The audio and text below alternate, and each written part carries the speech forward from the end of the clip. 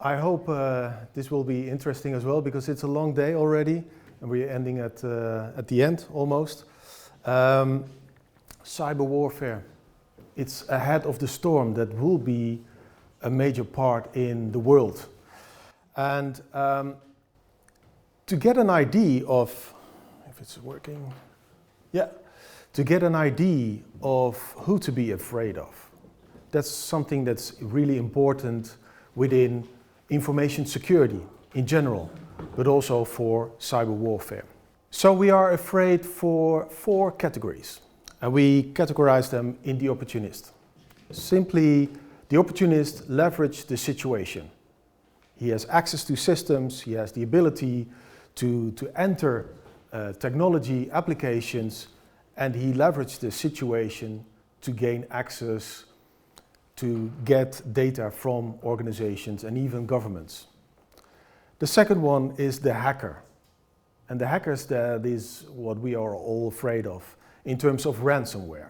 You know, cyber criminals are often seeking for targets, and they gain access or they don't gain access and they move on to the next target. So there's always like a financial gain or a motive to extract or exfiltrate data.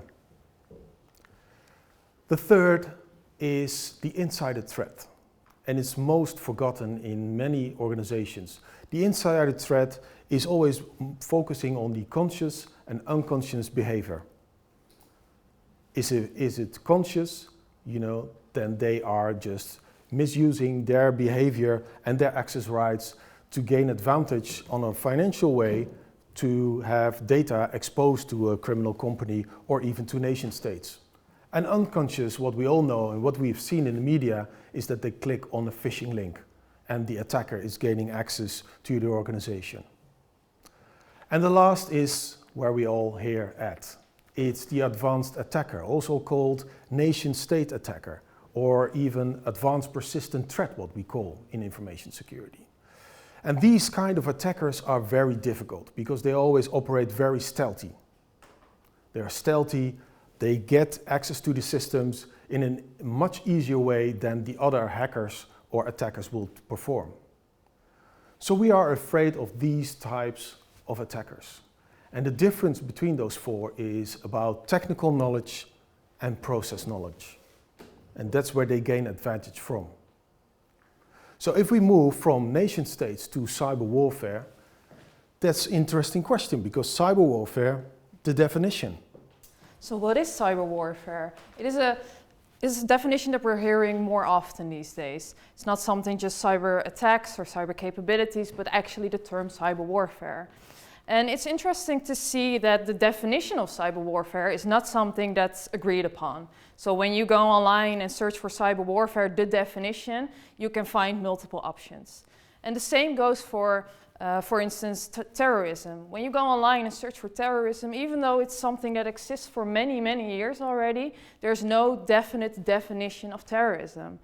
And that's because researchers do not always agree on what kind of elements should be in the definition. And you see that here as well. You know, this one is something that we like as a definition for cyber warfare, but researchers feel that sometimes elements should be added or removed, and that changes during the times as well. So when we see more of cyber warfare or more attacks happening, maybe the definition will change as well. So types of cyber warfare, going from a definition standpoint to actually what kinds of cyber warfare do we see? And the first one we have is disruption. So disruption is something that's used, especially when you look at the financial market. Hackers or attackers or nation states will try to influence the financial markets to have an option to stop money flow or something like that, to stop the country from doing other things. And this is, for instance, by doing DDoS attacks on the financial market or stocks exchange or something like that. Second one, of course, well known within all kinds of warfare, but also cyber warfare, is espionage. And within cyber warfare, we see people doing like spear phishing attacks or phishing attacks in general to gain access to a network and to be there, well, unnoticed, of course, and try to gain as much information as they can. And the third one we have is propaganda. And that's something we also see in traditional warfare, but in cyber warfare as well. And a great example we have now is the war in Ukraine.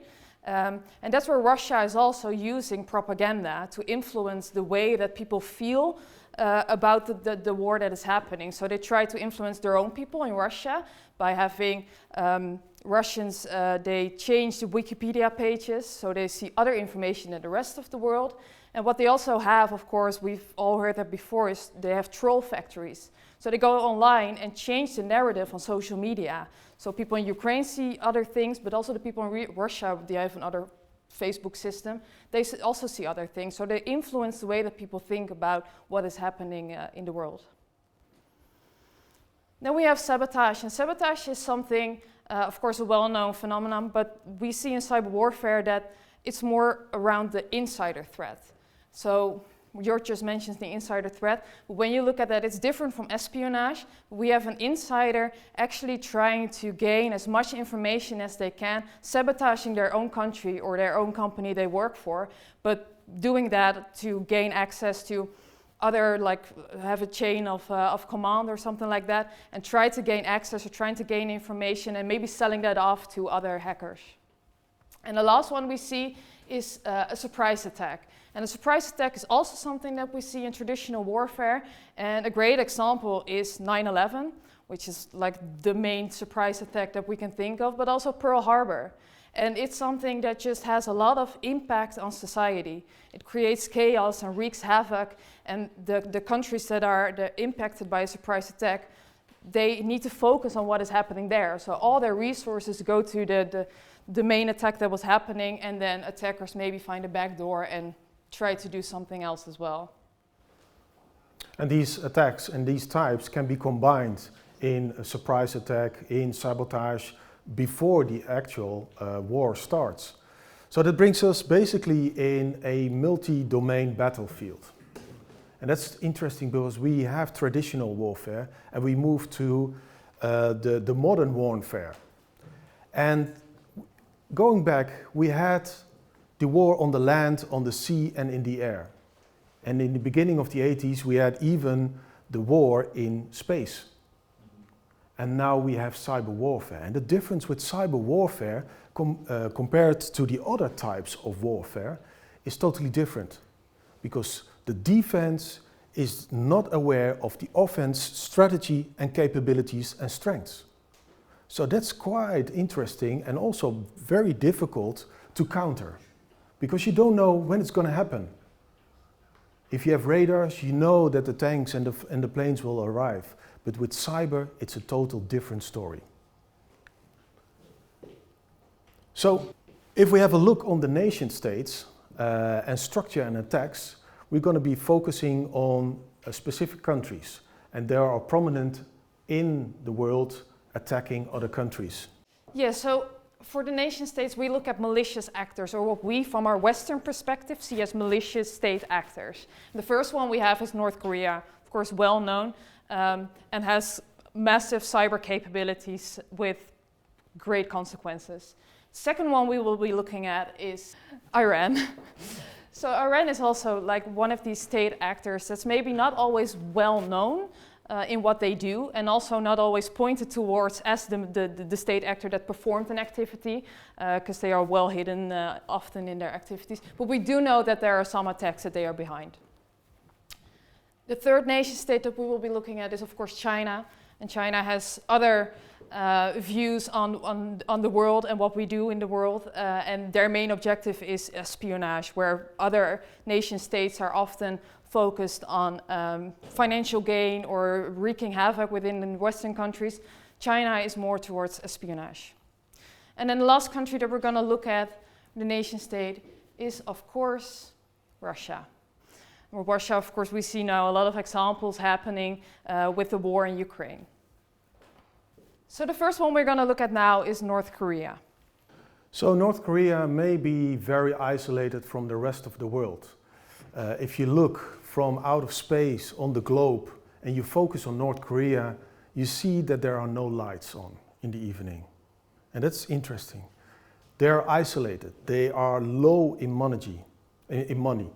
So they have a focus. They need nuclear energy, but also nuclear weapons to become part of the supreme leaders in the world, what they believe they are. So they focus on a specific target and type in security. And they are focusing on such as crypto values. The main goal of North Korea is also to interfere in geopolitics, to influence them. And on the other hand, the Reconnaissance General Bureau is focusing on disruption, such as like WannaCry, but also credential stealing and information stealing from other countries to gain benefit from that. North Korea is dangerous. They are a very small country, but they are very dangerous. And they have increased their nation-state capabilities in cybersecurity specialists in huge amounts, from 1,000 armies to 8,000 to 10,000 people that are working constantly on the internet. Iran is kind of a different thing. Iran is also more isolated than other countries, and what we see there is that of course we have more issues with Iran because of human rights issues, and we see that happening not too long ago as well with the women's rights in Iran. But also, that's also our perspective of Iran. And because Iran is a country that keeps their cyber activities more hidden than maybe other countries where Russia is maybe more offensive and well known, Iran is a little bit different in that. But the way we look at Iran is that they do have a lot of cyber capabilities, and that's also what we see here, how they are structured, because they have a really good cyber infrastructure, how they do offensive cyber within the world. So what we see here on the left is kind of the Hamas version, but then cyber related. And they are more well known to doing actual attacks on, well, for instance, the US. So when the movie The Innocence of Muslims came out, they had a lot of DDoS attacks on the US too, as a retribution for having that movie out. And they are more politically and religiously driven. And that's what you see in Iran as well. It's kind of, you have a pillar that's more focused on political, and then you have the middle pillar that's actually the offensive side of their cybersecurity capabilities. And on the right side you see it's called Iranian Cyber Army, but they are not actually part of the government. So there are state-sponsored actors are included in that one, but they're calling themselves the Cyber Army, and they actually do a lot of offensive attacks on other countries as well. So the one in the middle is one of the most well-known, and a lot of APTs, so the advanced persistent threats are in there, so the hacking groups. And what you see there is Charming Kitten and Helix Kitten. And it's funny because security research companies like a FireEye or a Mandiant, they actually name these hacking groups. And they use the word kitten for Iran specifically, because Iran is well known as a country that does a lot of spearfishing and a lot of catfishing. So one interesting example there is when you look at Deloitte. Deloitte is targeted a lot by Iran for multiple reasons, but there was one case where they used a well thought out strategy of having an online persona, a fake woman called Mia Ash. You have to look it up, it's a really interesting case, but they made her, get interested in someone working at Deloitte and actually having their way inside a company. And that's really well-known strategy for Iran, and that's why they're calling the hacking groups kittens. And then we also have another well-known malware that Iran produced was called Shamoon. And Shamoon was responsible for the attack on Saudi Aramco. Saudi Aramco is from Saudi Arabia, like their main gas and oil company. And in one attack, 30,000 computers were out. And it took them a very long time to restore from that. So focusing on China.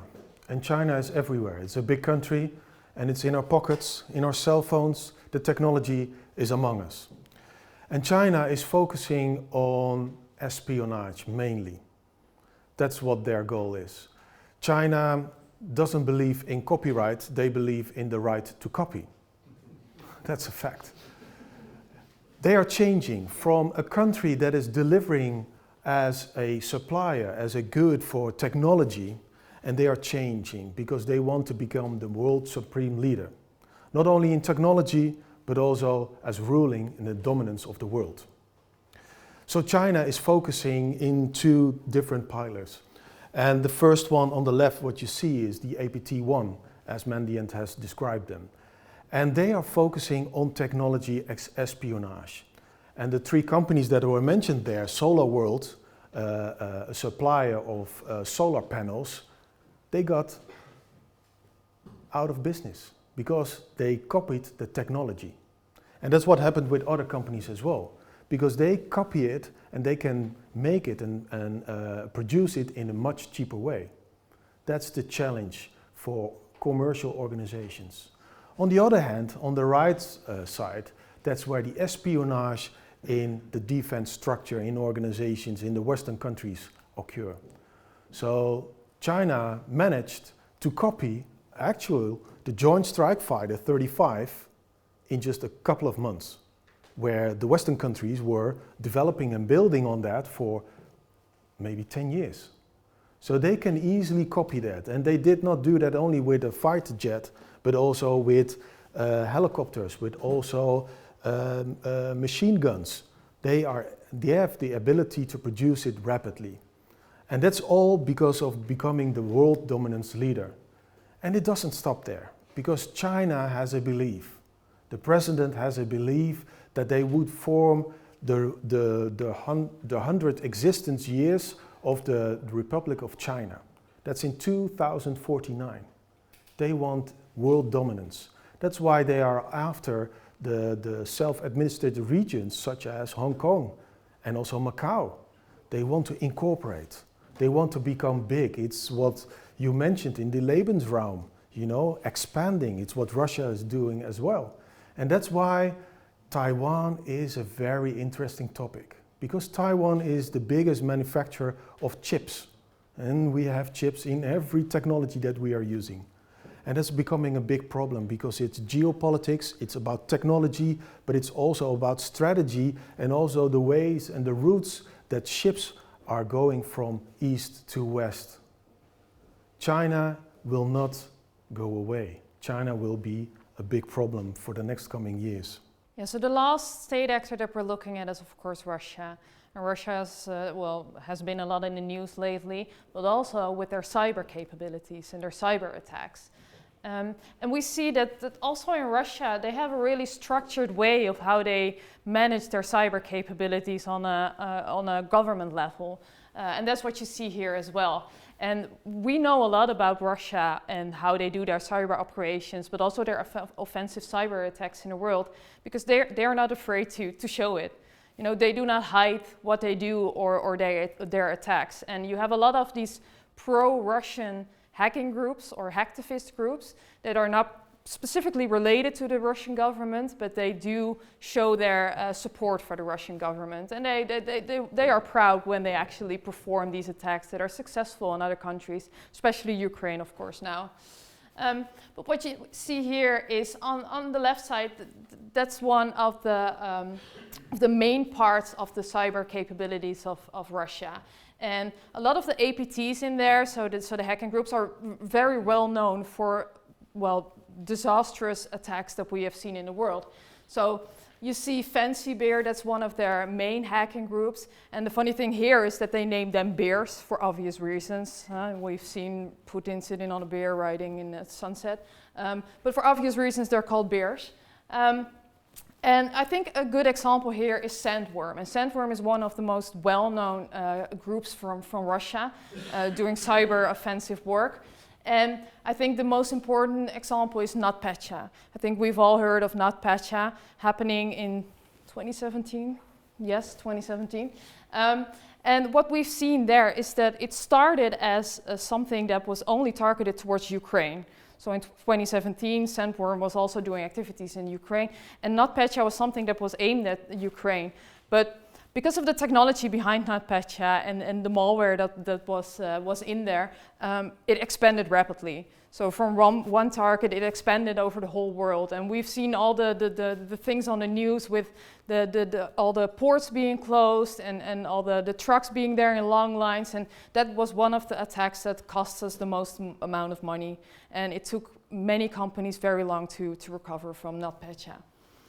But the organization on the left side, GRU, is mainly also focusing on doing more the foreign things. So they're also looking at meddling in things like MH17, like bringing down the plane that was coming from the Netherlands as well, which was, well, for us in the Netherlands, a really interesting topic. But we've seen Russian involvement there as well.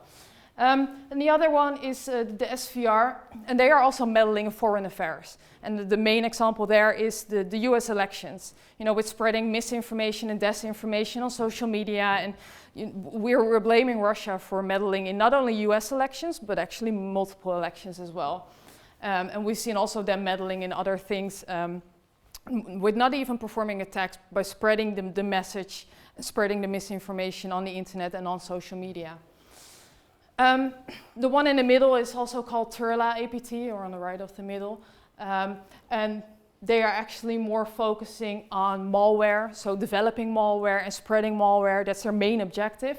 And then the one on the right is kind of not really related to the government, but they are state-sponsored. And you see that in many countries, but with Russia as well, state-sponsored groups that just get together and are often like these, well, dangerous hackers coming together and being pro-Russian, but not specifically part of a Russian government. And main examples are, of course, Dark Side Group. That's one of the biggest ones coming from Russia. Re-Evil, which did ransomware as a service. So they were doing a lot of ransomware attacks, also successful, gaining a lot of money. And Killnet is one that we are seeing now. They were coming up after the war that with Ukraine started, and they are actually like this pro-Russian group with not only Russian people involved, but other people from over the world as well. And they are performing all these attacks, not only in Ukraine, but also countries helping Ukraine. Yeah, and to elaborate a little bit more on the most dangerous nation state of Russia is the GRU. And the most remarkable thing that happened in the world was in 2018. And it sounds like a blockbuster movie, but it was not. It was the attackers, the nation states, they were not able to enter the digital infrastructures in governments, and such as the chemicals watchdog in 2018. So the attackers did not manage to get in. So what they did is they stepped on the plane, had diplomatic passports, and trying to gain access on the parking lot next to the chemical watchdog's headquarters in The Hague to gain access on their Wi-Fi network. Eventually they got caught before doing that, but they have been sent back to Russia. That's where you can see that the combination of analog and digital warfare is a fact, and it will evolve in the next coming years. Yeah, so we now looked at some of the state actors that we in our Western views see as malicious. But besides these non-Western malicious groups, we also have another one. And we view the USA differently than we view the countries we just looked at. And the USA is a very important one. Please do the next slide. So looking at the USA, this is an interesting one, because when we think about cyber offensive capabilities and we think about the attacks all happening over the world and meddling in US elections or whatever, we do not think about the countries that are in our Western way of thinking. But the USA, when you look at research, there's a lot of research being done about which countries have like the most cyber offensive capabilities. USA is always on number one, because they have the most offensive cyber capabilities. That's what they're good at. And what you see here, they have a major structure set in place to perform cyber activities, not only internal, but also external. And that's what you see here. You know, there's a mix of internal and external actors within the US government, and they all have their own role in what they do. And one of the things that is also good to know about the USA, they have this strategy of America first. You know, where also other state actors are also thinking we need to be like the world's supreme leader in the future. America really feels that we need to protect everything that is inside the US, and we need to have America first. Not related, of course, to Trump, but just that's the feeling that they have within the US government and also with their cyber capabilities. So when you look at The NSA. The NSA is of course well known to us in the Western world, and it's interesting to actually think about that, because when we think about China or Russia getting into our networks or stealing our data, we feel a certain way about that. We do not like that, of course, but the NSA is of course doing the same thing, but we do not feel the same way about the US doing that versus a malicious state actor doing that. So that's interesting to keep in mind, because the NSA is of course one of the companies doing the most data scraping that we've ever seen. And we know that because Snowden gave out a lot of documentation about that. But the US is also well known for one of the first cyber warfare attacks we've ever seen, and that's called Stuxnet. So Stuxnet was an attack on the Iranian nuclear plant, where they inserted some software. It was a long ongoing project, but it's actually called by researchers the first act of cyber warfare that we've ever seen. And of course what we're also seeing now is not only do they do a lot of defensive work, protecting their own networks, because US is also a main target. They're good at doing cyber offensive capabilities, but they're also a main target for many countries. So they do a lot of defensive work, but as offensive, you see that they're also now aiding Ukraine with their cyber capabilities. So they have like these dedicated units within the US set up to actually aid Ukraine in their war against Russia. Yeah, that concludes in the expanding radius of collateral damage that we are facing in the world today. With the many examples from different countries that are attacking other countries, you can see that they are either going for financial gain, or they go after destruction. And that's what we have seen in the past with NotPetya in 2017. It was aimed and targeted on a Ukrainian SaaS platform, and it ended up in a couple of days spreading out in the whole world. And that's because we live in an interconnected world.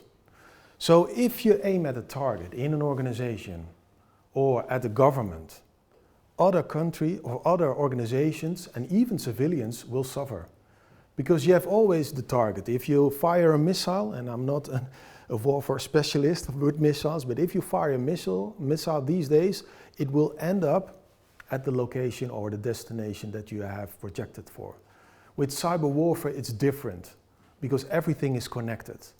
The intended targets could even end up with unintended effects on intended targets, and even unintended targets. So that's the collateral damage. And in the end, in the result, intended effects on inappropriate targets, such as hospitals or schools or children, civilians, casualties of war. So the global scale of impact of collateral damage is huge. And we haven't faced the worst yet. It has to come. Talking about information warfare, because information is key. Data is the new currency in the world. If you compare it with the past, 30, 40 years ago, in the Fortune 500, the top 10 was mainly all companies. Today, you see the companies as Amazon, Google, Apple, Microsoft, and they are data mining all kinds of data of civilians, of organizations, of governments. And that's where governments are trying to catch up, because governments haven't done that for a while, and now they are catching up with all the technology companies, because they don't want to knock on the door on Apple and say, okay, we need this information about a specific suspect. They want to have their own data sets, their own data lakes, to gain advantage not only on their own people, such as China, but even outside the country. When we look at information warfare, we can also see like an arms race, where we also had that in traditional warfare, maybe sometimes still have an arms race in traditional warfare. With information warfare, it's kind of the same. So what makes it difficult here is that it's still the vision of the West against the rest. And the rest is being led by Russia with their cyber capabilities, but the West is kind of losing in this arms race of cybersecurity or cyber offensive capabilities. And the reason for that is that we have laws in place. You know, we provide our civilians and our people with laws to protect them from cyber capabilities within their own country, but also towards other countries. And the second one that's also very important is ethics. Now, we feel a certain way about how we treat other countries or civilians. So ethics is kind of what holds the West back in doing the same things that the rest is doing. And what about spy tech? It's in the news lately about Huawei, about NuckTech, about DJI, and even Hikvision has been in the news quite well. And even in the UK and the Netherlands and in Belgium and in the US, you know, those brands are being put on the ban list because of spy tech. And that could be conscious or unconscious by the manufacturer. Think about NSA that had backdoors in place in different technologies. So spy tech is a crucial component in the information warfare. Yeah, and the last one in information that we should be aware of is weaponizing data, or the weaponization of information, or put in other words, intelligence as a weapon. It's also a phenomenon that we've heard before, but that's basically all the data that we're scraping and mining from civilians or online can be used as a weapon. And that's what we see with sending out misinformation, disinformation, having election fraud. And we can think of many other things that can happen when we use intelligence as a weapon in the end. So what will the future look like? Quite depressing, huh? You know, the thing is that computers will scale and become faster, and it will permeate in all aspects of our lives in every day in the future. And if you look at the new techniques, they will dramatically increase the tactics and also the behavioral way of nation states in cyber warfare. And in the end, evolution of technology will be followed by cyber warfare closely, such as artificial intelligence. How will it be used in the coming years? So the conclusion, I think the conclusion is that geopolitics will push and divide countries more apart from each other. And it will focus more on a resilience, a cyber resilience. But also cyber warfare is aimed at countries. But in the end, with collateral damage, not only governments will suffer, organizations, civilians from cyber warfare.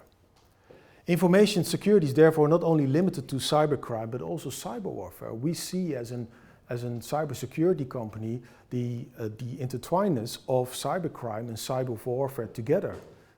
We are protecting organizations that are already looking ahead what will be the effects of cyber warfare on us as an organization, even though we're not doing anything with the government. We're just a commercial organization. And organizations doing business with governmental bodies can play a role in cyber warfare, given their position with consciousness and even with unconsciousness. So that's a challenge for the future as well. And cyber warfare has no limits. It requires an international gathering of information to combat new upcoming threats in the coming years.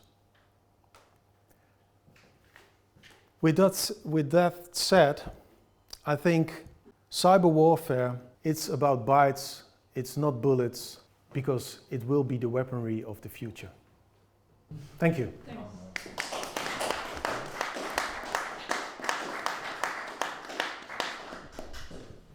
Any questions?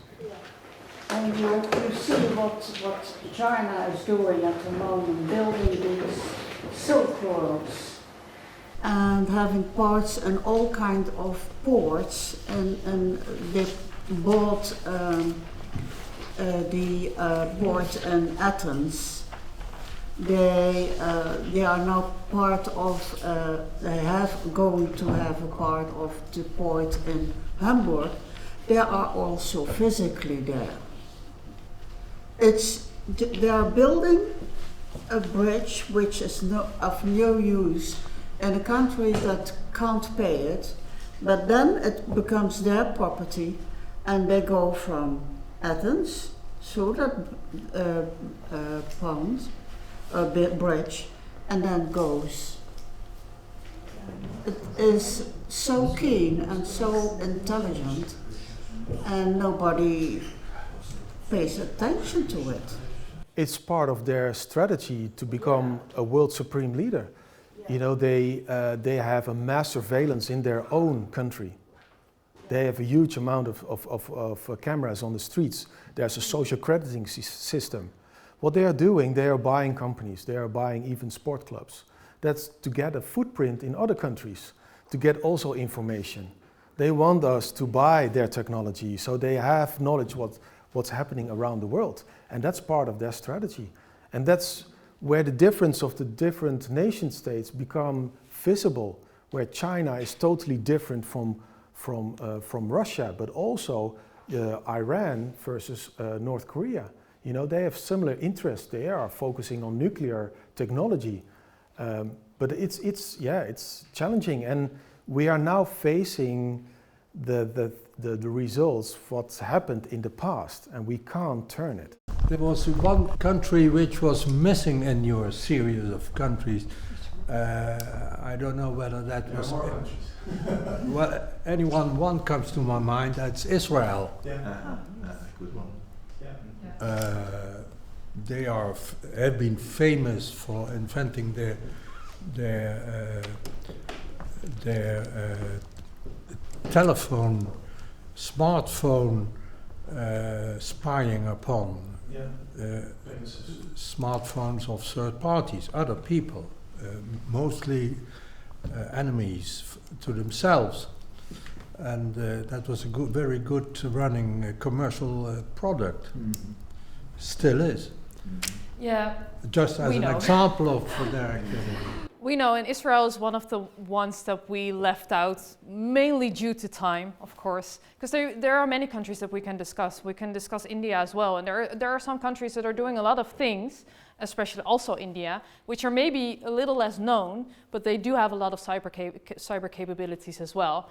And what we are doing here is we looked at some research from different other state actors, more Western state actors, but also research or reports from big cybersecurity firms or cybersecurity researchers. And what we see here is that the four that we see here are just the most well-known. And what maybe other state actors, for instance also the Netherlands, when we look at the reports from the Netherlands, but also Belgium, they see these actors still as the ones that we need to look out for. And they do mention the other ones as well, so we're trying to incorporate, if we have more time, we include also other countries, but we are aware of that, and also state actors are also aware of that. So they are included in the reports, and maybe they will be more well known in the end, but for now these four are actually the ones that are being mentioned the most. Japan. Japan is an interesting one, because that's one of the countries that we know not so much about. And well, there are multiple reasons for that, but we do not really know a lot of about Japan, and they do come across in reports. So Japan is mentioned, but we think we know that they do have a lot of cyber capabilities. So they will try to protect their own country. So they're more defensive than offensive. That's why they are less scary to us, of course. And that's maybe an interesting question, because we know much more about the offensive countries as we mentioned and presented here. But maybe we should ask the question to a Russian military. You know, that they have maybe more insight about the Western countries, what our offensive capabilities are and what we are doing. So that's always like a challenging question, but I can understand. But in the future, more countries will follow with their cyber capabilities to have their cyber warfare strength in place. My question is, within the context of the subject of today, building European defense, what can be the role of a commercial organization like Orange Cyber Defense? Interesting question. It's a question that is being asked many times to me. We are a commercial company. We have intellectual property about insights, about threat intelligence, about all the advanced persistent threats. The same thing counts also for governmental agencies. As I said, you know, they are catching up. Technology companies know a lot about us, about organizations and governments, and that's where they try to catch up. We see in the Netherlands, where I'm coming from, is that we see like a coming together role. We are sharing some information. We are helping the governmental agencies around the globe to catch, or in terms of like an alert when there's an attack coming from Russia. So we are helping, but we are not giving away our intellectual property, because that's a little bit challenging. But it's a good question. But we are getting closer every day. That's fine. Yeah. Yeah, and I think it's beneficial for both of us. We need to protect and to build towards a safer digital society. And I always say we are partners in crime, fighting crime or warfare. Are there assets that are so sensitive? Could you imagine that this could be in the future the case, that you have assets like, for example, hospitals or hospital network that are so sensitive, so important, that it's being decided to completely cut them off from the internet? I'm saying hospitals, but maybe some parts of the economy, some parts of the defense industry. That so first of all, is it conceivable that we will end there? That they will not be connected to the internet at all? And second, part of the question, is this already perhaps the case right now, that certain segments of the economy of our society are so sensitive, and that we really do not even want the slightest risk of a cyber attack, of disruption, that it's already being decided to cut them completely off the grids, the internet? We already see this. You have like air-gapped solutions in place, so they are not connected to the internet. But the thing is, technology is evolution of humankind. It will speed up things. If you're connected, you can automatically update systems, but you are vulnerable. Everything that is connected is vulnerable. But air-gapped solutions, isolated infrastructures and organizations are already happening there. Russia is thinking about their own internet.